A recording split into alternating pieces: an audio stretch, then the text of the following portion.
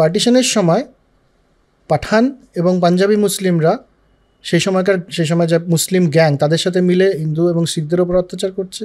শিখ যে সৈন্যরা ছিলেন ব্রিটিশদের, তারাও কিন্তু প্রত্যক্ষভাবে বা পরোক্ষভাবে শিখ গ্যাংদের সাথে মিশে সাহায্য করে। এটা একটা বড় কারণ পাঞ্জাবে ওইভাবে হিংসা ছড়িয়ে যাওয়া। আর ব্রিটিশ যে সৈন্য ছিল, প্রায় 30-40 হাজার ব্রিটিশ সৈন্য ছিল। ব্রিটিশরা ঠিক করে রেখেছিলেন যে ব্রিটিশ সৈন্যরা ভারতবর্ষের মানুষের প্রাণ কখনো বাঁচাবে না, এরা শুধুমাত্র ইউরোপিয়ানদেরকেই প্রোটেক্ট করবে। দিল্লিতে বসেছিল ব্রিটিশ ফোর্স, তারা শুধুমাত্র ইউরোপিয়ান অফিসারদেরকে প্রোটেক্ট করেছে, তারা পাঞ্জাবের বাউন্ডারিতে যায়নি, বেঙ্গলের বাউন্ডারিতে আসেনি।